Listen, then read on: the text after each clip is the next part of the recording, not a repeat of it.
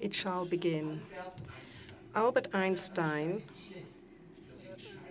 whom many feel is the cleverest man ever in the universe, was a pretty scatterbrained professor. Once he gave his same students twice in a row the same questions for the final exams. And when his assistant drew his attention to this, that the students already knew all the questions, he only smiled and said, "No matter, the answers have changed." So I asked myself, if we want to talk about the world after the financial crisis here, with all these eminent representatives from different walks of life, are we not like Einstein's students? The questions are all the same, but the quantum economic storm has swept away all the old paradigms, and we have to come out of this black hole and redefine everything anew. So what we have here are the Einsteins from all their specialty fields, the crème de la crème. I'm very happy about this. Each one of them is so excellent that we could just sit there and listen to them for hours and hours. But I still think that the best monologue of the best speaker will be topped by a dialogue between two excellent speakers. So I will intervene at times, even after a minute, and pass the ball on to another panelist. It doesn't mean that you may no longer speak, but I just hope when everyone will be here, these six brilliant participants will be intermeshed like cogs of a sophistic Swiss clockwork, so that together we can find out who, for whom, tolls which bell. The minister is about to arrive. As a Swiss, I will now alphabetically present the panelists. I'm, after all, neutral. I would like to welcome the most successful CEO of the Turkish banks, Mr. Ziya Akkurt. Then we have the Supremo of the Swiss bankers with us, the President of the Swiss Bankers Association, Patrick Audier.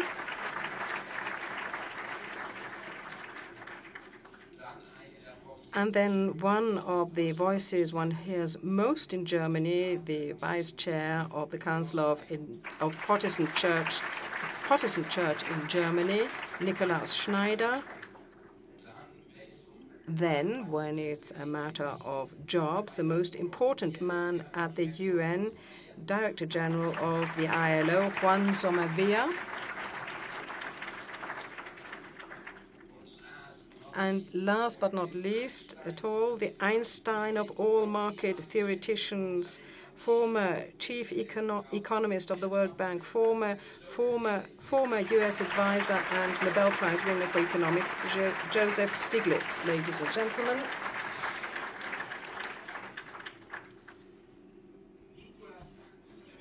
Nicolas Sarkozy, yesterday here in Davos, spoke about ethical and moral capitalism. And I wonder whether that is not what an oxymoron is, a contradiction in terms. Can it exist, moral, ethical capitalism? Let's ask our Supremo of bankers, Mr. Audier. What do you think? I think as you ask me to answer in English, I will start in English.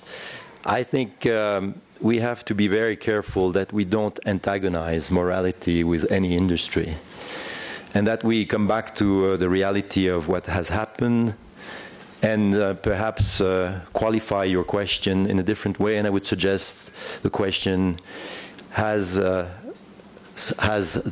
society, has the banking industry or the financial sector lost some sense of responsibility?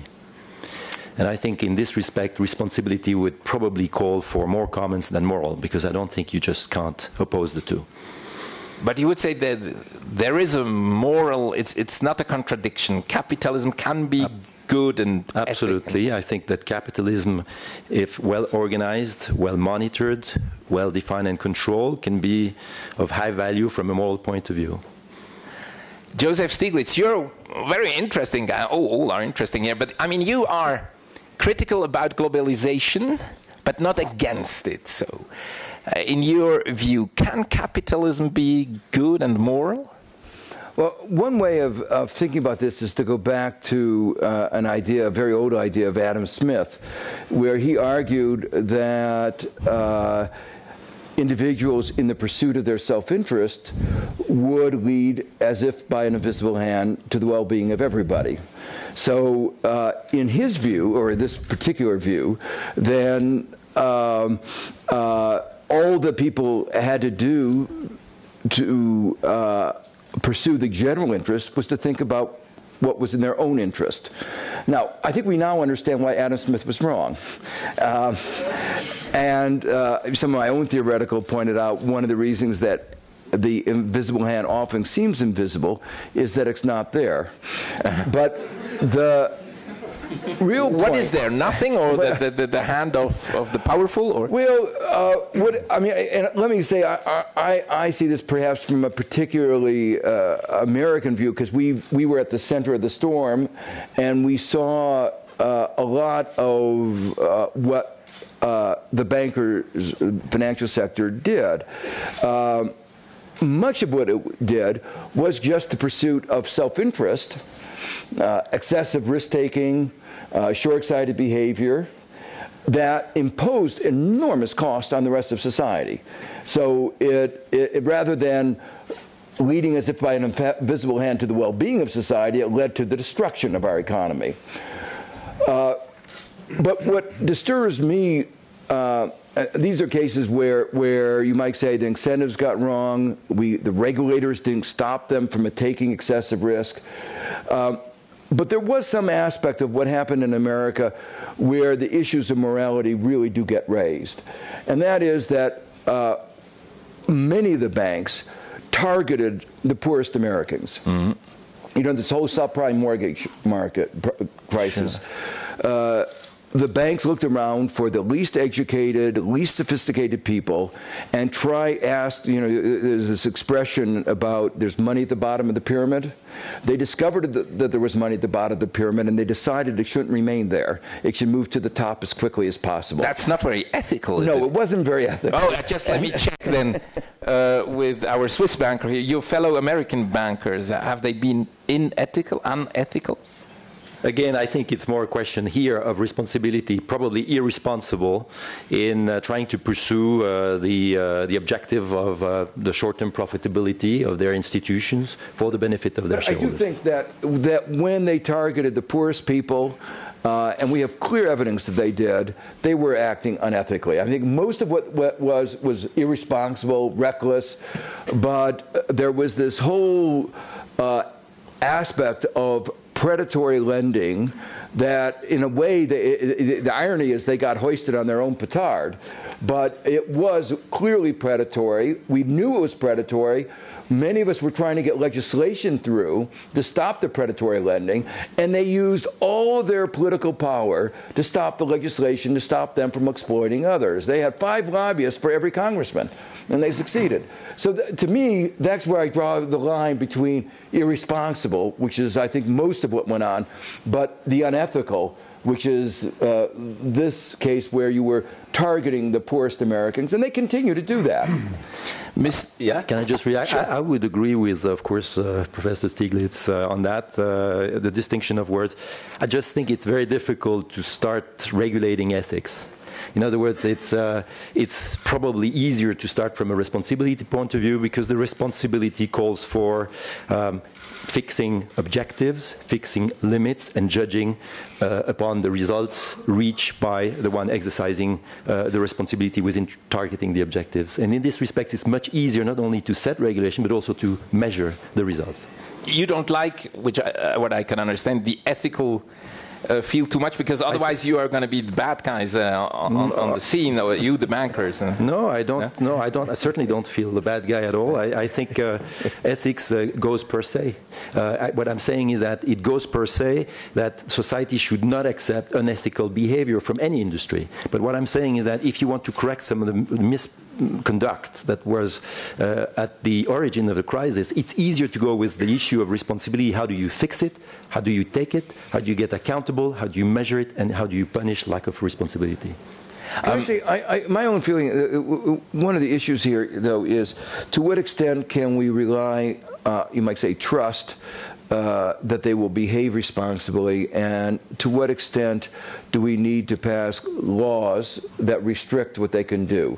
So in this case, I mean, I wish we didn't have to pass laws against predatory lending and trust their sense of ethics, but I don't think we can. And there's always a worry that there's a race to the bottom. The guys who are least ethical will be, in the short run, maybe not in the long run, in the short run, able to get those extra profits. But just let me add, I guess responsibility is an ethical category. So if you don't behave in responsibility to your duty, to your fellow people duty, and to the duty of the whole creation, well, then you are not ethical in your behavior. So it's really an ethical category, and you can make, and then you can see how it is interlinked. And ethical means it is something, the behavior of a human being, and because systems are ideas of human beings, are mechanisms worked out by human beings, so their ethic can flow into the system or not. So there is a possibility, and it always depends on how we act and react. So I guess there is no such a difference as you see it. What is the opinion of the ILO boss? Well, let me say that I think that this model of globalization in which we're operating has in fact lost its moral compass. It doesn't have it. And we should try to answer the question by looking at what's happening in the world. You know, half of the world, of the labor market, of the entrance of the labor market and in the labor market are in vulnerable jobs. You know, the levels of poverty worldwide are well known. The impact on the environment is well known. The dignity of work is not particularly respected. And I could go on and on. All of you know that. So can we say that all of that is very moral? I would say no, we have very bad results. Yeah, and consequently... But the question would be, is there a system that would produce better results? Is it thinkable? No, but the question, I mean, we can have a theoretical discussion, or we could look at real life. And what I'm trying to say is, real life is telling us that there is a moral compass that is lost, and let's try to solve that problem. And I think that we have to solve it by recognizing that this model of globalization, the way it has been put together, is unfair, is unbalanced, and became unsustainable. And the big question we have in front of us is, how do we want to build an economy that have different bases? And if one of the questions that you ask of that new economy is, how is it that it can have a moral compass? I believe that it's a perfectly legitimate question, because we've lost the moral compass. Mr. Akkurt, I had to warn you, I'm a journalist. That means simple-minded professionally. I mean, a Swiss historian, Jakob Burckhardt said, terrible simplificateur. We simplify everything. So we need a bad guy and a good guy in every story. And I mean, public opinion thinks that the bankers are the bad guy. So you're a potential bad, not you personally. Present bankers are accepted here. But I mean, the bankers as a class, they have really, have really done bad things. Is that a fair judgment or not? Now, I think, firstly, if you would not mind, I would like to go back to where the problems are stemming, to the roots of the problem, and to make the right diagnosis, and then let's discuss whether it is hazardous for the moral or not. The point is that first, there was a high liquidity in the market, and then it truly went to the United States, mainly to the investment banking system, so they had to deal with this money. So what they did to create a lot of instruments to utilize, to give this liquidity to the market. Another side, which we are not discussing, one thing, those whiskets who did those interesting deals were pushed by the investors. they were all saying that your ROE should not be less than this. And then we're pumping them to be above 20%, 25%, 27%. Now, in an environment where the interest rates are 5 or 6%, how somebody can create 20, 25% return on the capital? Oh, ladies and gentlemen, la ministre française de l'économie.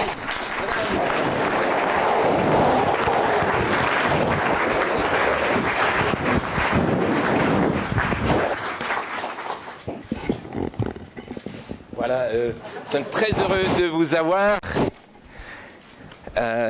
Laissez-moi vous introduire un peu formellement parce qu'on sait que les... Let me introduce you a little more formally, because the French like fanfares. I've prepared something in German. Please welcome with me and with some applause. That proves that the deep friendship between Switzerland and France has not been made to topple simply because of some vagaries about bank customer lists. Welcome the Minister for Economic Affairs from a country whose president yesterday, those on the right, rebuked very seriously derailed capitalism. The woman with the most important ministerial office of the Grande Nation, former manager, and who speaks English perfectly, Madame Christine Lagarde, Minister of Economic Affairs, Industry and Employment. There was a general or an officer of the French army who accompanied the president yesterday when he entered the stage yesterday. I will start with the first question I had asked these gentlemen, which was your president actually was proning more moralistic capitalism. He said, yep, capitalism is good, but something has gone wrong. It was unethical. And I said, is this not a contradiction in terms, and moralistic, ethical capitalism? Well, first of all, it's very nice being with you. It's been a long journey to here, and I'm delighted to be here. Back to your point, and thank you for the introduction. I understand little of it, but I got a few words. It was very positive. It sounded positive. Yeah. I always start positive, and then I get critical. Yeah. Back to your point about moralistic, the morality of moralization, and capitalism on the other side. I personally don't think that capitalism is moral, or that there is anything connected between capitalism and moral, and moralization, however you call it. And I very strongly believe that it is the man and woman who operate within capitalism, associated very often with the free market economy, which I think is a bit different, that bring the moral element about it, and that introduce morality. Or not. Or not. Mm. That's exactly the point. And to move from not to bringing morality about, I think the rules and the enforcement of rules is the right gateway to making sure that capitalism is not amoral, because man will be involved. And do you join your president in anything? I mean, was he right in his analysis of capitalism? Has things gone really wrong? Well, I joined my president. I was with him yesterday, actually, and I joined him in the thinking and the articulation of principles that he presented yesterday. Having gone through the process of the crisis and the emerging out of the crisis and trying to make sure that the economy is back on its feet with him, and supporting the policies that we have supported both as President of Europe at the time when the crisis hit and later on as members of the G20, I strongly believe that we have to move from the excesses that we've experienced and that we're still suffering today, to a more balanced situation. And, you know, to use the word that you use the word ethics. And I always think of Aristoteles in his ethics to Nicomed, whatever you say it in English. Yeah, that's right. In which he really describes, number one, the principles of ethics, which has to do with the moral character deriving from Greek. And number two, where he, and that's the part that I find really interesting, where he identifies what is the appropriate distribution. And I think distribution applies to either goods or services or profit or money and everything else. And he identifies that as the appropriate balance between the too much and the too little. And if you put all that together, you're back to fair and balanced. And to me, the struggle that we're facing at the moment is to find a system that actually guarantees the fairness without sticking to what we call the fair value, which is totally different from the market value. And that's a little bit of it's making fun of this fair value, market value, and the principle of fairness. And clearly the principle of fairness and the principle of balance that we need to reach in many instances and in many situations that we've experienced is totally different from this issue of market. And, clearly between fairness and market, there is a massive difference that I think we should explore. And do we need new laws in order to get to this new kind of fair position? Well, I think we need to, number one, agree that this fairness and this balance and this measure need to be restored. Number two, I'm not, pursuing regulation for the sake of regulation or asking for more laws, because we like laws and we are very good at producing them. That's what my people are telling me. My services, that's their job. They have to give me new bits of legislation so that I can be a good minister. And that's a French model, no? A lot of laws. And yeah. No, I know. Yeah. But it was also Montesquieu who said that we should only draft the law with a shaking hand because we shouldn't produce too much of it. Oh, did he say that? Yes, he did. Oh, did anyone read it? He said yes. But we need to make sure that the laws we have are implementable, enforceable, efficient, and provide for what I call the level playing field. So when we don't have so many discrepancies and competitive advantages or disadvantages that people actually arbitrage between them. Thank you very much. Sorry, Mr. Akkurt, I had to interrupt you, but the minister has the priority, of course. No. Welcome, madam. Yes, I was talking about the returns and the profitability. Why those returns and profits are important? Because all those companies are traded in the stock exchange, and then the valuation of a company is very important to determine their price in the stock exchange, at what level they have to be traded. So, which is called as the Gordon method. I think this is the starting point of this moral hazard. So to increase this returns on equity ROEs, the guys try to increase the liquidity and then create another way of derivatives, and then from the derivatives they create another derivative. But while who had pushed them? You said the investors. Who were these guys who pushed the bankers? Who put money to a company, who buy their shares from the stock exchange, mean the people, all the world, the people who are investing and having money investing to those companies. Everyone wanted to be a part of it. Maybe you are also investing in the UBS, I don't know. I wouldn't want to comment on UBS. Ask me about the bank. Maybe. So let me conclude. And while those things are happening, the public authorities, they were all watching. Did they take any action? Did they say, hey guys, what are you doing over there? How you are creating those things? Let's come in and discuss it. So unfortunately, as everybody was happy because everybody was making money, everybody was enjoying. People are getting their houses, people are getting their cars. Why? The banking system was pumping the money to the system, so everybody was happy. But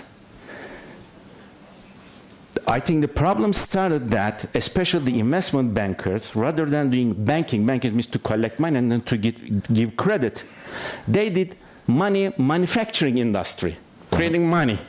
But this was a very scarce item on the world, so one day it ended. So this is where we have this problem. So when the problem came out, everybody began to think, oh, why these guys did it? But who pushed them to do this? Why they did not control it? One word, and then I will leave the platform. No, stay with it. You know, when capitalism first came out, there was a French word, laissez-faire, laissez-passer. And then what actually done in the capitalist world, everybody was let to do freely because everybody was happy. Now the time that we have to pay it. So we cannot blame only the bankers that they are guilty. I think we all have to look at that we all have responsibility. And those responsibility has to be controlled by the regulatory authorities in a regulated environment. And I believe Mr. Sarkozy is underlining that the environment has to be regulated. He may have a good point here. I mean, we all say, oh, these bankers, but everyone, a lot of people wanted to get rich with this party we had. Yeah. You told us, you know, to have some discussion. Let me question the word everybody. Not everybody, certainly not everybody benefited from the system that we have. There has been an enormous amount of wealth creation that has been very badly distributed. And this is one of the points that President Sarkozy was making yesterday. Let me just give you one example. In the last around 25 years, the percentage of salaries in GDP has been going down and down. Now, suddenly, with this crisis, it became clear there was a demand crisis also. And part of it was that, yes, workers and middle classes had less money to consume. One of the biggest issues today is that the construction of the middle classes is coming to a stop. So just to say, yes, a lot of people benefited from that model, certainly not everybody. Also, das würde ich auch gerne unterstreichen. I would very much want to underline that as well, and I'll do it in German if I may be permitted. If everyone has the same responsibility, no one has any responsibility, and that's not the case. There are some people who bear a lot of responsibility. They create these systems, they create the new tools, and they have the responsibility for the tools that they use or introduce or impose. And they cannot say, well, if he's stupid enough to buy this stuff, tant pis, too bad for him. So if you create an instrument, then there is responsibility for it. So you cannot say that the responsibility is the same, borne by all in the same way. Furthermore, investors are different. There are the major investors who can put on a lot of pressure, and then there are small investors who would like to have more of a share, but no one takes notice of them. If you go to a bank and have little money, you don't have any clout to get anything, and those who come with piles and piles of money have a different kind of power of negotiation. So one has to look at this in a more differentiated way. So everyone is not just anyone, or anyone is not everyone. Every human being would like to get something and can be tempted, but in the same way, every individual can also bear responsibility, assume responsibility. So if Mr. Ackermann says that the Deutsche Bank needs 25% of return on equity, well, that's a model, that's an example that has to be followed by everyone else. And that's why I would refute that. There are different types of responsibilities, especially at executive level, also amongst politicians, and especially amongst those who invent such tools. And you may not sell poison, and junk bonds and toxic assets are poison. Well, while you have a scapegoat, it's always easy to say, well, they've got the money, it's their fault, and therefore deny that one has any responsibility. Yes, of course, that's true too. Mr. Odier. In English. Je comprends aussi le français. Oui, je sais pas, mais il n'y a pas de traduction, on peut tout faire. Something in Turkish, maybe. No. I would love that. What would you say to the point of your fellow banker? I mean, the bankers just put the liquidity in, but they were pushed by others. I think there's no supply without demand. And in this respect, I think there is a shared responsibility that starts with the financial sector, certainly. Again, in terms of measuring the impact of their activity, the risk of their activity, and the limits of their activity correctly. In an environment, if we go back to the origin of the crisis, which was politically geared towards making liquidity available to the widest possible scope of people, rightly or wrongly, low interest rates was a political objective. Property, and in particular real estate property, was meant to be a sign, tangible sign of well-being, and this combination, together with the wrong behavior or the wrong responsibility for some institutions, in particular in the States, somewhere else also, conducted to the crisis. So yes, it could not have happened before if there weren't a demand. Now, to generalize that is perhaps too much of a simplification. But let me take another example.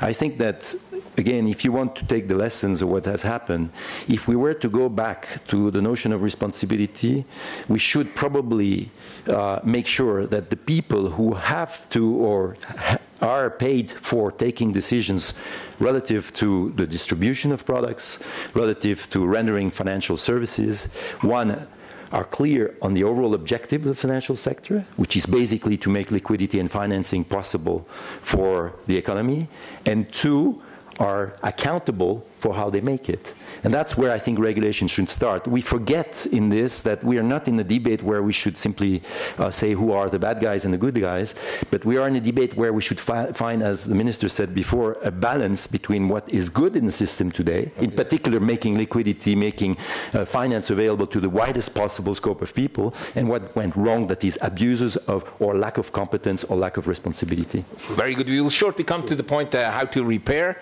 the whole thing, but Professor Einstein, well,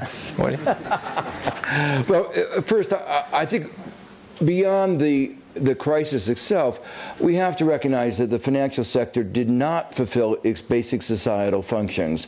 It did not allocate capital well. It did not manage risk. It resisted the creation of an efficient payments mechanism, which would cost you just a few pennies to move money from your bank account to a merchant's bank account. And with Visa, MasterCard, they charge us 1% or more. It's an abuse of monopoly power. They are supposed to do all this at low transaction costs. They have 40% of all corporate profits. I mean, so I think if you look at it broadly, not just in terms of the crisis, I think you have to say it was dysfunctional. The second... He just wants to answer on that, and then we come back to you. Can we really generalize that point of view? Oh, I don't say that every bank. There were some people, our venture capital firms were providing funds to create new enterprises. There were some small banks, among those who have been killed, were among those who were behaving well. So I want to make it clear that there are many parts that were doing their job, but the system as a whole, you know, looking at it from a macro point of view, didn't do its job. A second point I want to come back to your remark. In the end, we have to say that the banks didn't even serve their shareholders or their bondholders well. So they may have been asked by the shareholders to do certain things, but there is a sense, I think, of responsibility of somebody who is in charge and is supposed to be an authority on managing risk to say, if we have that kind of leverage, I can get you the return you want, but there is no way that I can get you a 25% return without huge leverage. And huge leverage is huge risk. If you have that kind of leverage that they, say Goldman had, 3 or 4% change in the value of the assets wipes you out. And in America, real estate markets went down 30 or 30%. And that leads to a broad view that I think is at the core of modern capitalism. And I think you should distinguish between 19th century and 21st century capitalism. Most corporations, there's a separation of ownership and control. Most people, most people don't own their own corporation.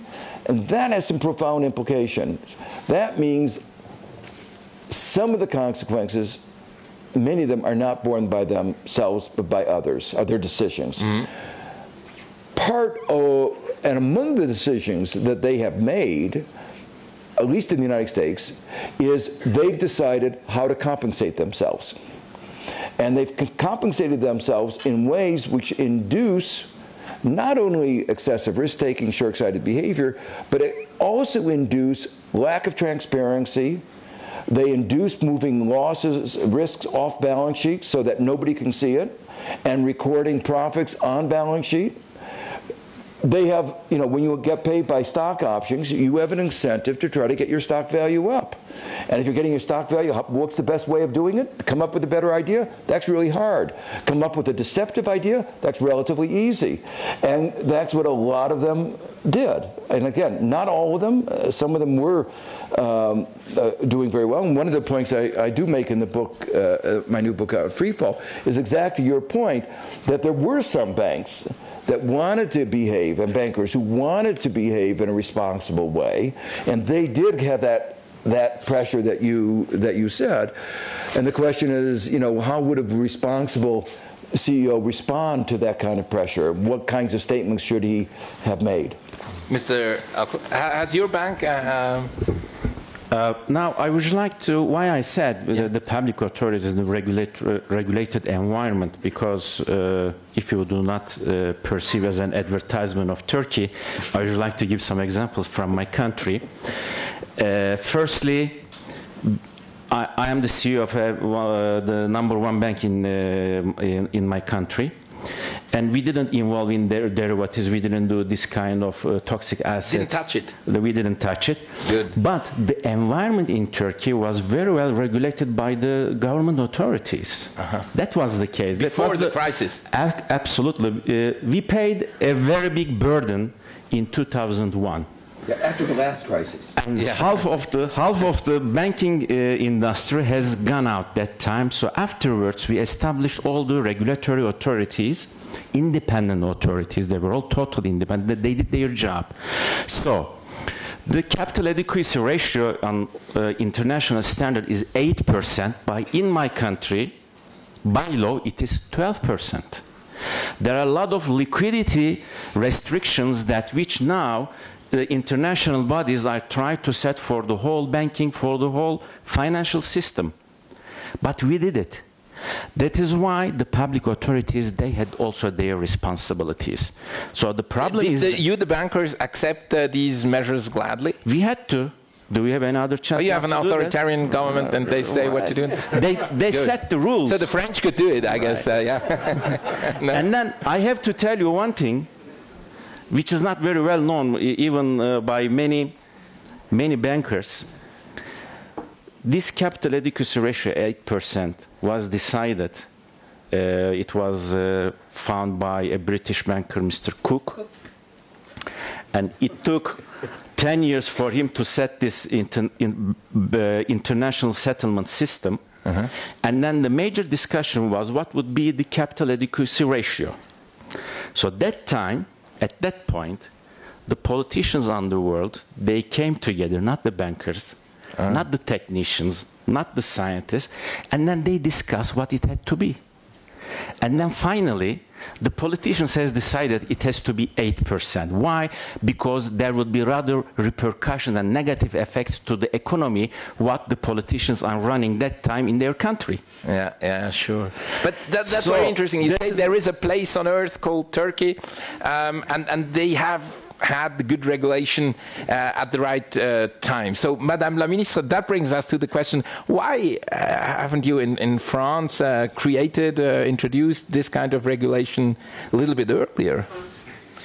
Well, to the risk of disappointing you, I think we have actually. Really? Yeah, and following from the Cook ratio, certainly there was, Basel I, and we're now in Basel II, and I'll be happy to talk about that. Yeah, not too technical, but No, I promise I won't be. Okay, good. Promise. But we did have regulations, and we did have the appropriate bodies to enforce the rules as far as France was concerned. But France or Turkey alone didn't really matter. And I hope I will not be quoted just on that phrase. Because what was so different from previous crises, the 2001 crisis in Turkey, the late 90s crisis in Asia, which actually helped in many ways those countries survive the crisis that we have just gone through. Because back in the late 90s or early 2000, you set up a system, you organized regulations, you made sure that you had an independent supervisor, and in many ways it was the same in Asia. So those countries that had gone through sporadic or limited crisis back in the 90s were somehow not immune, but better protected than those that had not gone through crisis. And you won't have to strengthen the rules now? So that's number one. Number two, the major element about this crisis is that it was totally global. It spread out very quickly because there were many counterparts all over the place that once one bank went down, then went down around many banking places, financial centers, and as a result froze the system. And where I join Joe when he says that banks didn't do their job, well, maybe they exceeded their natural job in the first place, but then they certainly stopped doing the job of moving money around. Because once the crisis had started, they were all absolutely scared to death that yet another one would fall, and therefore they should not transact with each other. And from that point on, they stopped moving money around. And that's when everybody turned to the states, because the state and the governments were the only parties whose signature was still credible on the markets, to say, please organize the liquidity, make sure that money continues flowing, because otherwise we just have to stop the business and the economy would have stopped. That's really what happened. And the very unique thing about this particular financial crisis is the speed at which it spread, and the global and depth, the globality of it, and the depth that it took But I in a very short time frame. Now, I would like to submit... Just a question, and then you can go on with your point. But is France already happy with your regulation, or will you strengthen it a little bit? We are strengthening it together with the others, and we're certainly strengthening it at a European level. We are modifying the supervision system, we're modifying a lot of rules, and the Basel II rules that are being improved at the moment. Can you hear me? We need a mic. And okay. All right. So to answer your question about is France happy with the rules as they are, no. And we are changing them, and our point is that they should be changed on a global basis to make sure that we have this level playing field in which the players will operate. So we're doing it at the European level, but clearly it has to be done on a global basis, and the United States have to move along and also apply principles that will put all players at this level playing field, principles that are referred to. Thank you. That will be your mic from now on. Mr. Somaya. Yes, just another dimension of the crisis that became very evident within the ILO, which is that the high level of benefits of the financial sector, 40% in 2007 in the United States, began to be a pressure on the real economy companies. Most of those high-level profits are profits based on relatively short-term operations, while real economy companies operate on a much longer perspective. So this pressure, there was an enormous pressure on the real economy to produce the types of profits that the financial system was having. So you had a conflict between a short-term perspective and a longer-term perspective of the real economy. What happened there in terms of work? That then concepts like labor flexibility became very functional to ensuring that real economy could, shed jobs easily because you had to relatively adapt your labor force to the levels of profits that needed to be done. I won't say that this is in every bank again, in every case of lending to private enterprise, but there was an atmosphere, the famous market expectations. I don't know how many of you in the room look at business news, but the notion, did you meet market expectations or didn't meet market expectations, has an implicit that the market, which is the financial market, is not real economy market, are expecting that you, real economy company, are going to produce this level of profits. And that, I believe, when we think about how do we manage the financial system towards the future, this is an essential point. You know, the financial system cannot be the reference point of benefits in terms of the real economy. And do you, does the ILO have ideas how to regulate the playing field in order to avoid this kind of you know, we are not experts in the financial system, but I can tell you one common sense answer. We want to see the financial system at the service of the real economy. We want to see the financial system at the service of the real economy. We want to see it recuperate a very fundamental function which gave it its public system, which is, you know, you have other people's money that you have to utilize, and you have to utilize it in ways that permit production to happen, jobs to be created, consumption to be established through the salaries that workers get. It's pretty simple. But I think that we completely lost sight that that is the function of banking. Mr. Schneider? Also, ich glaube auch, dass Yes, I think that some basic concepts have simply disappeared, have vanished. That the banks are supposed to finance the real economy.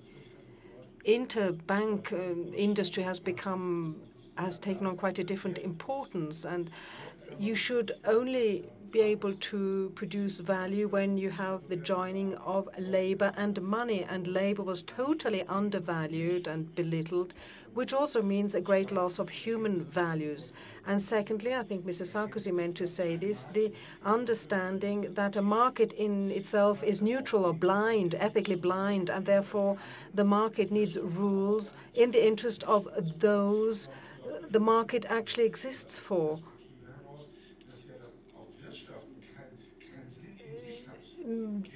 Trading doesn't really have any meaning in itself. Money should be at the service of human beings, of prosperity, of well-being, of advancement of human beings, and that is something we see from the point of view of the churches. And also, how can the developing countries fit in? How can those who are on the margin, on the periphery, join in? How can they have a chance of surviving? And a third point I would like to add is, what is the calibration for successful marketing? We still have GDP and GNP, but is this still enough? What about the consumption of ecological and environmental goods? How does one bring a balance between the poor and the rich? How can we bring back some balance to the imbalances that we have created? For example, the imbalance between what the people in the developing world earn and those in the industrialized world. All these things have to be seen and examined if we want to make any progress. Now, I don't want to do away with capitalism for a simple reason, because it has emerged from the cohabitation and the will of human beings. It's not something that has been imposed in contrast to other symptoms. But you want stricter regulation? Yes, we need stricter rules in the interest of human beings. And economists and politicians have to see to these rules. The person sitting beside me to the right is not an evil person. I'm sure he's a basic, good human being who doesn't want to do evil. So you're saying that the economy, the banks, and the politicians and all political parties need to do something. But why don't you just call up Mrs. Merkel? She's a Christian Democrat, and tell her she should change the rules. Why not, if she listens to me? Well, obviously, everything is much more complex than that. Just add to that point, I think it's not a question of adding a lot of regulation. It's a question of making sure there's the right balance between self-initiatives and regulation. And I would add that it's impossible to think that there will be only solutions coming from within the industry. At this point, we need to take into consideration, take the lesson that society says too much is too much. The big risks have not been handled correctly by the professionals. Let's see how we can handle it better. And one difficult issue is who should take the lead. whether it's one country or whether it's one part of the finance industry. Remember, again, I don't want to make too much of that case, but yes, some of the financial sector members have gone far beyond what responsibility would call for, but even during the crisis, a big portion of the financial sector has played its role. There's been a big part of the economy worldwide that could ensure that there would be no liquidity crunch. But this is not only because of governance. But why being afraid of new regulation? I didn't say that. I think you did say not too much. No, that means often. No, I said we need a balance between self-initiative and regulation, and the difficult point is who should start. So the point that I wanted to make is that one of the key lessons from this crisis is that it has to be a global approval of what are the basic rules in which we have to develop the financial sector. It cannot be one country, one region, etc. And those global rules have to do with what is the fundamental role of the financial sector, how can you avoid the investors or the savers to be disappointed or even endangered by the activities, and how do you ensure that the professionalism with which the financial sector acts is guaranteed. And I think if you treat those three aspects, you go already far ahead of correcting some of the weaknesses of what we've lived through. Ministers, what do the bankers in France say? Do they say, give us new regulation, or do they say, not too much regulation? Not too much regulation, of course. They don't like it? Of course. Yeah. And I'd like to bounce back from where Mr. Odier started. You say we should have a mix of self-regulation, the rules provided by the bankers for the bankers, and regulation produced by governments in the interest of the general population. I disagree, and I agree with you. I disagree because I think that self-regulations has really proven that it did not work. Whether it did not work because the rules were bad, or because the people that were playing by the rules were distorting the rules, or whether there was no referee, I don't know, but it didn't work. And I agree with you in the sense that there should be a dialogue and an effort on the part of both the community of bankers and financial institution representatives and the government, so that we can find the appropriate, technically sound principles, not too many, not too much because we want to have a lot of it, but that will actually work and make sure that we preserve the general public interest. And I think that's the only way we're going to get out of it. Now, I would like to propose, if I may, a rehabilitation program for the bankers. Because we need them. We need them to move money around. And we need them to do what they're best at, which is to take short-term money and transform it into long-term instruments. And to rehab the bankers, if I may say, I see two tools. Don't send them to the cotton fields in the countryside. No. We need them to do the job and to finance the economy. That's a Chinese solution. But I would restore two things which I believe have gone off the radar screen for them. Number one, rehabilitate and restore risk. Risk in many ways has been split and sliced and diced and eliminated and scattered around so much that no one really knew where risks were. That was very much the subprime debate, CDS debates, and all sorts of ways in which to ensure risk so that nobody had the risk, and when the music stops, eventually we found out where the risk was. So restore risk as part of the business and make sure that it is in there, because you cannot be responsible and have no risk. Let me just make an acceptability check. Thing, just a short. Would you want to be rehabilitated by the French minister? I would love to be rehabilitated if it is the French minister. But the idea of rehabilitation is probably not very sympathetic to me. But I'd like to let the minister finish before I react, if I may. Okay, so number one is restore risk. And just one example of that. When you produce a new financial instrument, be required to keep some of it in your own balance sheet so that you actually share risk with those to whom you actually distribute the risk. That's one way of sharing. And the second thing that I would suggest be restored or better taken into account is time. I think, Juan, you mentioned the issue of time and the fact that there is this acceleration of time. You mentioned stock options where you actually fiddle and play so much that you actually raise your opportunities for gains. I think time and time should be restored. Time should be part of the game very much, because it is part of the banker's job to actually not play with time, but actually use time, leverage money against time. And I think time has gone a little bit too far in the distance. Can I quickly react? Sure. If I may just make a... You're preaching a convinced banker, Madame la Ministre. I have unlimited liability over everything that the bank I manage and own has. So I understand this notion of risk better than perhaps some of my colleagues. On the other hand, the firm has gone through 42 crises in more than 200 years, so it has the notion of the long term. It's precisely those two issues that need a balance between self-regulation and regulation. Let me give you an example. In Switzerland, we have taken, on the last point, we have taken measures during the last few months to make sure that we look at the wrong incentives that were perhaps still valid into our Swiss environment. Let's be modest, let's look at the Swiss environment. And we've gone through a very quick, very efficient, very deep thinking process together with our authorities to make sure we address by order of priority, 1, the responsibility, 2, the long term, 3, the risk. And the result of that is that we have now in effect in Switzerland since the 1st of January this year a new regulation that exactly prevents what you're saying. So it's possible to act quickly, and it's possible to do it together and not as an imposed regulation from the politician. We've done, by the way, the same thing on the capital ratios, as you know. So I agree with you. Now, let me make a side comment. One of the lessons of this crisis is that risk was not so much absent, with the exception of some institutions, yes, in particular in the subprime and in the toxic asset business. But what the problem was is that the mechanism to assess risk were wrong.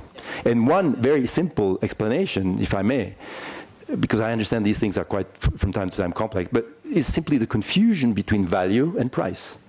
And if you could already take measures in order to make sure that we don't confuse the value of something that you own against which you do lend and the price that this asset can have in the market, you would solve already a lot of problems.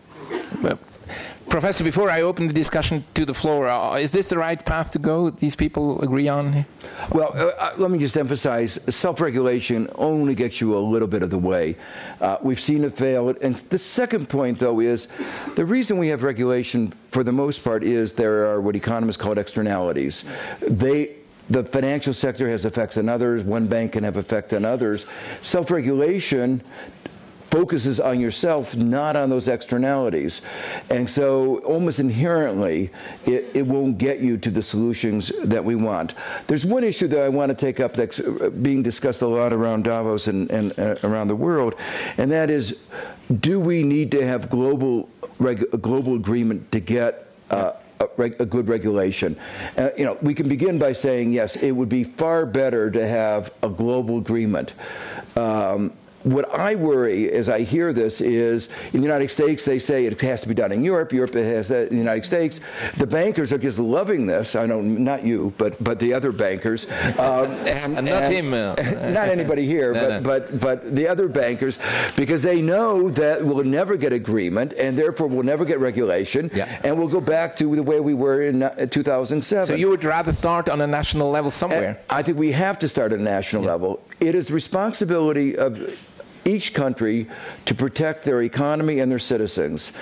France, I think, has been taking this very seriously. And they say, look, we have to control the incentives that lead to bad behavior. We have to make sure there's transparency. If some other country wants to be non-transparent, that's their problem if it wrecks their economy. But we have to make sure of two things. One, that our depositors are protected. Two, that our citizens are protected against, you know, for instance, the risky mortgages. Turkey has better regulations than America. The very kind of mortgage that that Greenspan was promoting were not allowed in some other countries. Just talking about America, isn't President Obama trying to create better regulation? Yeah, and he's trying to now, unlike on the too big to fail. One of the replies of the bankers is, oh, if you impose those regulations on us, we would be put at a competitive disadvantage. Yeah. Now, my response to that is, first, these too big to fail banks are also too big to be managed. And this is where the corporate governance issue, the CEOs have done well, but not the shareholders. And so I'm not sure that it even gives them a real competitive disadvantage. No significant evidence of economies of scale that would put them at a major disadvantage. But the second point is, if some other country wants to have their own financial crisis and their taxpayers want to spend their money on that rather than on education, health, roads, all those other things, you know, be my guest. I don't want the American taxpayers to do what we've done and divert all of our resources to do that rather than the. So I don't want to make sure. I want to make sure that doesn't happen here, which means that we should not allow our banks to become too intertwined with those banks that are in underregulated. From underregulated entities. This will lead to a fragmentation of the global financial system, but it's better to have that fragmentation than to go through what we've just been through. Yeah, but may I ask two questions to just argue on this point? First of all, don't you fear that if we go that direction, we will have arbitrage between regulatory environments? And the second, would you agree that this is not a bank issue? This is a too big to fail in general issue. In other words, that, and I'm sorry to say, but you have good examples in America, as we do have everywhere, but it's an issue of what size is to be managed so as to avoid a major taxpayers' involvement in case of crisis, and then what's the mechanism in case that happens to unwind the situation without creating that damage? Totally agree. It's not just the banks. It's all the financial institutions, and not just too big. It can be too intertwined, too correlated, and that's another reason why you need regulation. But what I'm trying to emphasize, and I would far prefer a global solution that would avoid the arbitrage. Right. But what I'm saying is that we can't wait 5 or 10 years for the slow process of global negotiation. What I'm arguing is the finance minister in France and the government in the U.S., each of these have a responsibility to their economy and to their citizens to do the best they can in an environment in which, if we can't get a global agreement, they really do have to protect their citizens and their economy. Just before we open to the floor, you don't have the luxury, I understand, in Turkey of self-regulation. They regulate you, but do you agree with what has been said? Now, I think all the panels has agreed in somehow that there must be a balance between the business life and then regulations. This is for sure. My question to everybody, maybe also start for the audience, that if we solve the regulation problem, if we solve the financial issue problem, do you think that we will be really getting out of this crisis? I think we have to discuss this. The financial institutions problem is not the main core of this problem. Now the system, the economic system, the capitalist system is in a different phase. It is what I call is that the world is just on the edge of a new renaissance. All the life standards, all the perceptions, all the benchmarks are changing. And first, it started with the financial institutions, but it will spread through all countries, all the institutions on the world. So the wealth from the Western world, North Americans and the Western Europeans, will now shifting to Eastern Asia. So these are the balances, these are the problems, these are the pains we are facing actually. So I believe, rather than as everybody doing on the Congress Hall to discussing the financial issue, we have to discuss what will happen to us. Because regarding the existing model, even the companies, they shifted the production to the manufacturing industry. But is this not one more reason to get our house in order if the Chinese become stronger and the Indian and... No, the issue is that we have to think rather in a calm way what the real problem is. Okay. The problem is the system, the economic system. We have to really discuss it, because the existing terms and the definitions of the capitalist system doesn't explain everything what we are really having. So we have to change our mentality. We have to change the paradigm. We have to look for the new future world. So I believe we are wasting our time by discussing the financial institutions. No. I will come back to it at the end. We have done exactly 60 minutes and 23 seconds. And after 60 minutes, I'm supposed to open. So with Swiss punctuality, I try to do it right now. Ladies and gentlemen, if you have a question, raise your hand. And we have a gentleman here in the front row. Where are the microphones? We do have. Just while she's arriving, you didn't agree. Oh, that's right. Thank you very much. Swiss-French friendship. Maybe rehabilitate right away somebody. Adam Smith. I think his invisible hand is there.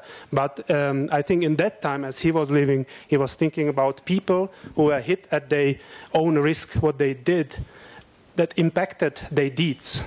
And right now, I think there was a bit of touch in the direction that the bankers or the CEOs maybe don't carry the risk, and they are not caught by the invisible hand anymore. So that's a good point. That's the English, yes. Yeah, which implies the other question, which is hotly discussed: bonuses. I mean, does everyone agree here that unlimited bonuses cannot be a good idea, Monsieur Odier? I agree that there have to be limits. I agree that there have to be criteria according to which one can be paid. I agree that there's a convergence between responsibility and salary, and I agree that there should be controls mechanism on the excesses that have been put to the market during the recent crisis. Mrs. Somavia, bonuses, something that worries you? I think that it's an important issue, but it can distract from the substance, which is, the financial structure. But I would say that what Ziya was saying, I would like to support him very strongly, because the invisible hand of the market has produced a very visible result in this crisis, which is the highest level of unemployment ever recorded in history. You see, and this is the essence.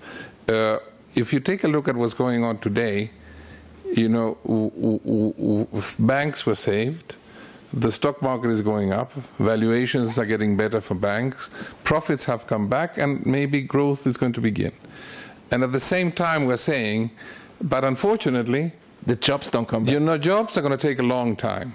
And I think that this is a recipe for political disaster, to be very frank. Because, yes, if we follow what has always happened, jobs will take a long time. But people are going to say, hey, hold on, I don't understand here very well. We didn't do what always was done for the banks. We did completely new things. Nothing was in the realm of the policies that were being applied during these last 30 years. Suddenly the banks may go bust, and we say, no, we'll do everything possible to save your banks. I think that we all agree that it needed to be done. What I believe we now have to do is to apply the same policy decisiveness, the same political will, the same capacity to think out of the box and to do different policies to saving jobs and creating investment. And saying that this is going to take 5 years, I think, is the foundation of social reactions that will come. And let's not forget that already, a couple of years ago, we had food riots. We had food riots in a number of countries. So dealing with the human dimension of the crisis, telling people we're as worried about your lives as we were worried about banks, I think it's an essential message that both business, bankers, governments have to give to people. If not, they're going to feel that this has been a game in which, again, they are absent from. Professor? Yeah, I agree. Just 2 points I want to make. The first is, if you look at the structure of most of the bonuses, they are designed to distort the economy and to lead to bad behavior. And you cannot justify them as providing good incentives. They're called incentive systems, but they're incentives for bad behavior. In particular, let me just give you one example. There are two ways you can get better profits. Increase beta, which is higher leverage, higher risk, or increase alpha. They don't distinguish. Most of the systems don't distinguish. Very hard to do that. There are ways of distinguishing, for instance, between when stock prices go up on the or even profits go up on the basis of the whole economy going up, and on the basis of something I've done. That would be compensation based on relative performance. Almost none of them do that.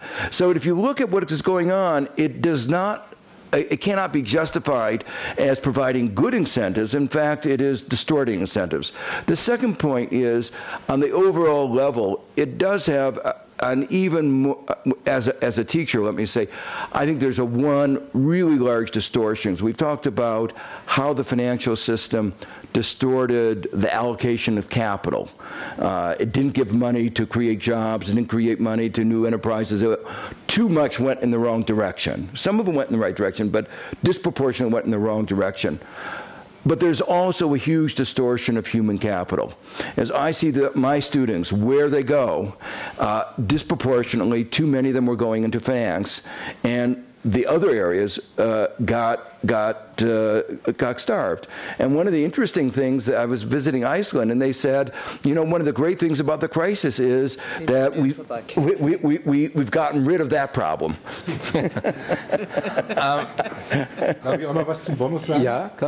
May I add something to that on the bonus system? I see this with a lot of skepticism. When you talk about bonuses, you also have to speak about the malices, the opposite side. There has to be a to and fro. I'd rather prefer to speak about salary, income, remuneration, and that has to be in relationship to the amount of responsibility and the risk that has to be borne. And income must also be in relation to other incomes, other income categories. What is average income in relation to top executives' income? This relationship has to be sensible so that it can be accepted by society. It has to be acceptable to human beings. What you have just said is quite right. We cannot forget that this is just a technical game.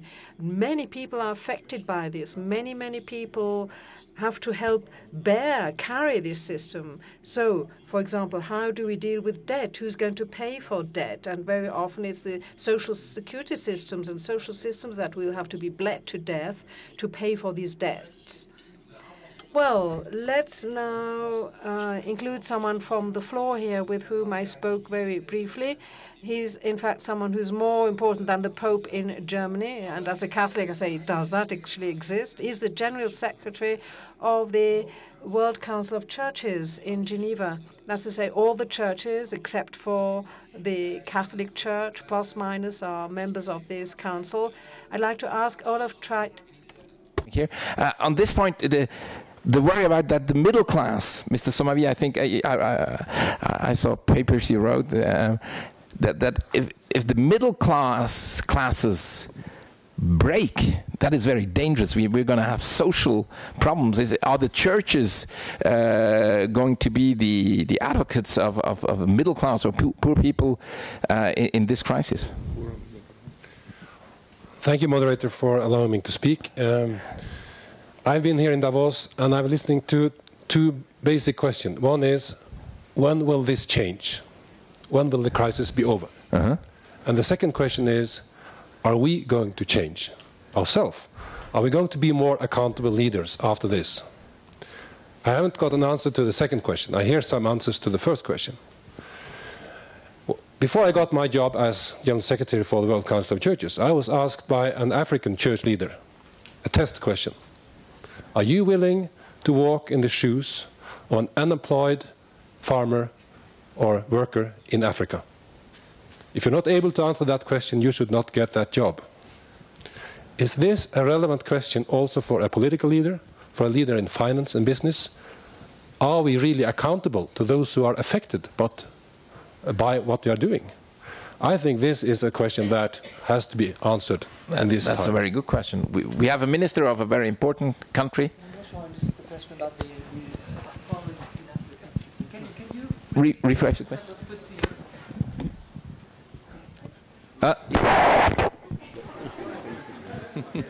Are you willing to suffer the way that the workers I was asked to take a position as a leader in a global body for churches.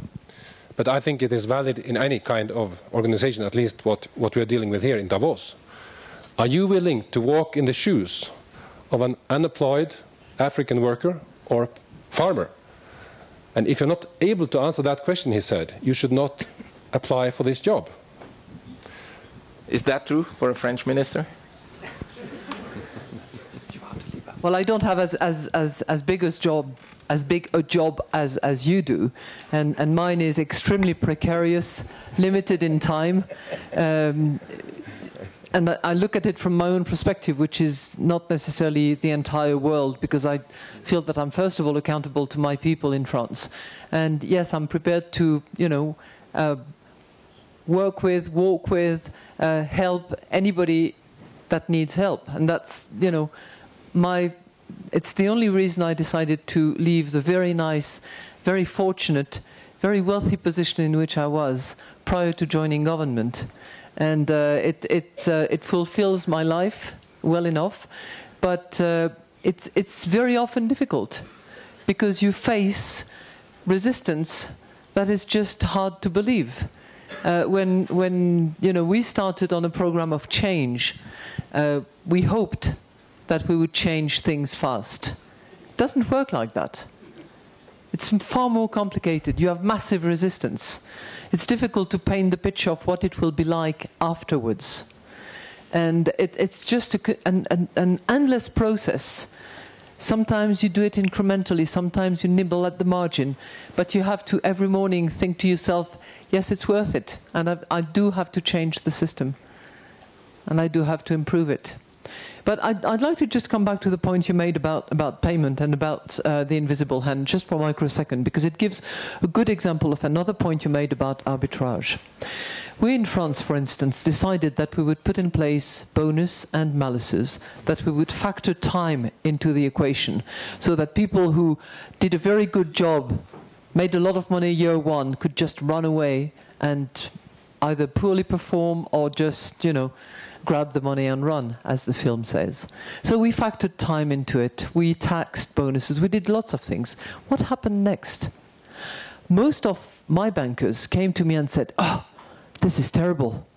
All my talent are going to run away. They will all go to London." Now, in the same time, Gordon Brown was doing pretty much, a similar package. And guess what happened? All the British bankers called Alistair Darling and said, "Terrible, all my talents are going to run away. They're going to go, well, maybe not to Paris this time, but certainly to Germany, to Frankfurt, or maybe to Switzerland or to other places." So that's the point about arbitrage. And the impératif catégorique of Mr. Kant, where you would actually say, yeah, let's do it. Never mind what the others are doing. We have to set standards. But it's really hard, because otherwise you lose your edge and you run a major risk. So arbitraging between taking the moral stand of setting a precedent and protecting the base that you are there to protect is a tough line to hold. Other questions? The gentleman there, and then we have a lady here. Yeah, and now short questions, short answers, because I think we have 10 more minutes to go. It's a very quick question. Picking up on the comment of Madame Lagarde about all the talent moving to different areas. If it's, without casting any aspersions on the bankers we have on the board now, if it's the talent that got us into this problem in the first place, should we be concerned that they're running away? Oh, let them run. That is exactly what President Sarkozy answered the bankers. And if it's that talent, fine. We don't know ourselves. Madame. A question about solutions. Mr. Akkurt already mentioned it, that just a talk between bankers and governments in finding new solutions and regulations might not work because some large companies have voted with their feet and moved their production elsewhere. Are you talking to the right stakeholders? Are you really bringing everybody that needs to be talked to the table to find a new way forward? Question to all of you, because I haven't heard it yet. There are other stakeholders, from experts with know about economy and the processes that led to the situation, that need to be listened to more than were in the past. What were you going to do about differently now? Thank you for this nice question, actually, because it was one of the things I would like really to press my finger on, because there are huge budget deficits that the system tried to be saved by the government, so the financial deficit has increased. Now they have to be called back. How they will going to call back? To increase the taxes? The people are getting poor. So it's coming to your comment that poor are getting more poor, maybe the rich a little bit, but the most crucial point, what is important, especially for the European society, is the middle class is eroding. There are a lot of young people here, and I am sure they are thinking, what will they do after graduating of the university? So we have to discuss those issues. The bankers' bonuses could be solved, could be under control. But what will happen to our future, for our kids? What kind of a job they will do it? If there is no any business, the bankers cannot survive. The bankers and the real sector are there together. They cannot act alone. Some of them broke the rules, and then they will be, I am sure, will be trained. But we have to discuss what will happen to our future. Madam, I saw you on an American or English TV program, I guess, where you talked about 3 phases of the crisis: financial, economic, and now social. Do you foresee really big social problems in modern societies as Swiss and French society? Well, I can't speak for the entire world, but certainly from my perspective and where I sat during year 2009, we had extremely responsible union leaders. The trade unions really understood what was going on, and we were able to work together, to cooperate, to make sure that the most underprivileged people were getting, additional support and benefits, and that was very helpful. But in the face of unemployment and rising unemployment, and I take your point, Juan, about the gap between growth picking up and jobs being created. And that time frame is going to be extremely sensitive, difficult to manage, and will require a social contract, if I may say, because we cannot simply draw on finances of the states to actually fund supported jobs and things like that, because we are, as you said, living on massive deficits at the moment, which were right, because we had to stimulate growth. But we need a social contract where companies actually are prepared to possibly sacrifice a little bit of margin and maybe a little bit of profit and tell their shareholders, pension funds and others that maybe this year, maybe next year it will be less return for the purpose of creating jobs and making sure that the whole mechanic starts on all wheels, not just one. Can I just make one comment about the social crisis in the United States, which is besides the joblessness, with almost 1 out of 5 Americans who would like a full-time job not being able to get one right now, there's also a problem of homes. This year, we expect about 2.5 to 3.5 million Americans to lose their homes. 2 million lost it last year, and about 2 million the year before. So, and a lot of these are losing their entire savings. I mean, for most people, most middle class and below, their home is their major form of savings. And so we do have a social crisis. Can they be protected by the Obama administration? I mean, you used to be President Clinton's main advisor. Why hadn't you regulated all the things? That was but I mean, you know what can be done out of the White House and what cannot. Can they do something? They can. The question is, will they? And particularly, why not? Will they, in the light of this budget deficit and the political gridlock, it's very hard to address some of the new problems that have been created by the crisis itself. And they're getting worse. I mean, for the first time, 4 out of 10 of the people who are unemployed in the United States have been unemployed for more than 6 months. And when you're unemployed for a short time, you have buffers you can rely on. If you're unemployed for more than 6 months, you start losing your skills, and your sense of belonging. Belonging. It's a disaster. Pretty pessimistic, actually. Yeah. Okay, we have time for 1 or 2 more questions, sir. Distinguished panel, I work with the fair trade, and we see a lot of impact of financial crisis in Asia and Africa, especially the poor people. Well, what can be done to help them? They have been very badly affected. Development has been sacrificed because of the financial crisis. So they are the worst hit by this financial crisis. What the distinguished panel thinks about that? Where do we start? Who wants to comment? Yeah. Yes, well, it was the whole point I was trying to make. You know, that we have to concentrate on those that are a result of this are suffering. Let me say that there was a crisis before the crisis. You know, it's we obviously have all the upshot of the crisis, but the level of poverty and a number of other things, I won't go into the details, were there. So you're perfectly right. The question has to be, how do we deal with those issues in the context of the crisis, but they were there before. I want to say that, Christine, I think that you're perfectly right in the way you describe how do we go forward. I think that this is not about, you know, there's 2 or 3 easy technical solutions. We really have to come together all.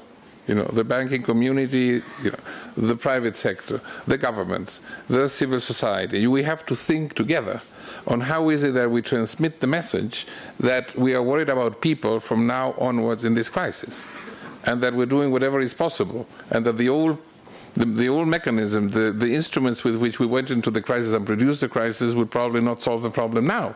So we have to be creative and inventive, and I think that there's an energy that we have to generate.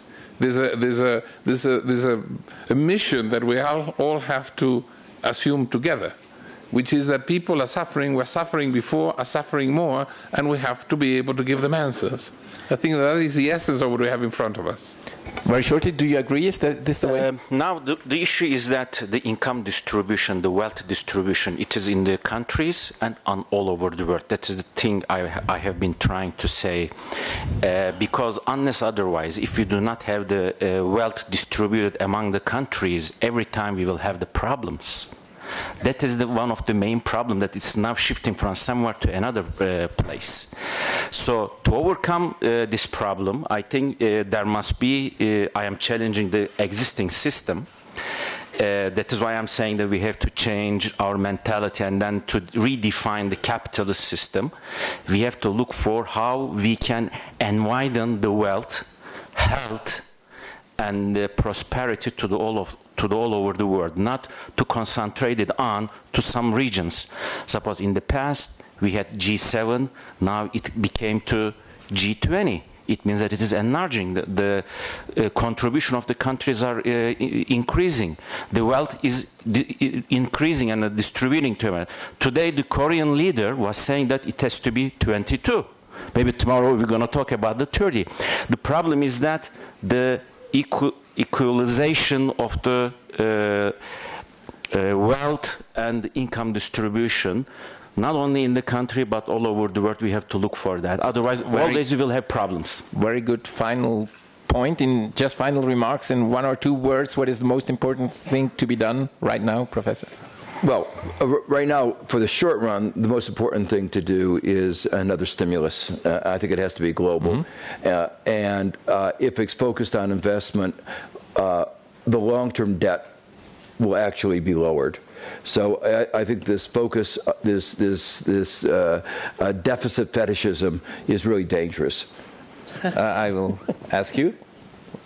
Das Wichtigste gerade jetzt? Ja, what we have to change our attitude in thinking what is economic profit, what is benefit. We need new definitions about that and new measures, what that really means. Mr. Somalia? I think that we have to ask ourselves what are the values that we want to put in place. Let me give you a couple of examples. Labor is not a commodity. There is a labor market, but the person involved is a human being for whom work is dignity, belongs to a family for whom work is stability, belongs to a community for which work is peace. Issues like social justice have totally disappeared from the discussions and the conversations. We have to go back to the values with which we want to address these problems, and I think that these are essential issues in terms of the future. Very good point. Monsieur Audier? I think what needs to be done in this very last issue or in the others is to bring back the notion of the long-term objective to be pursued and eliminate the short-term incentive. And the second thing which has to be done is make sure that those who are at the command of the efforts that are being made, whatever they are, do benefit from success, but are also penalized by failures. Madame, à l'avenir, les femmes auront le dernier mot, j'espère. Cannot be worse. That would be a good solution. Yeah. Bring more women Yeah. to the equation. That's the very good point, actually. Okay. More women. But no, restore balance, more fairness, and whatever we do, because we are all people of good faith and good spirit, and we mean well. But let's make sure that we build something that actually works and delivers the solutions that we want, because otherwise it will be just a lot of lip service, but no delivery. And we need action. Das war doch ganz hochinteressant. Well, that was very, very interesting. Thank you to the members of this podium. Excellent panelists, and there was a lot of good brain power here in the hall. We started with Einstein. We're sitting on a powder keg. We're looking for a new formula. Einstein was asked by a journalist one day whether he could explain the theory of relativity in a few sentences. He said, well, if you sit on the lap of a beautiful woman, it feels like a minute, but if you sit on a hot plate for only a second, it seems really long. That's relative. So I hope we're not all in the hot seat and will not get burned. Thank you very much.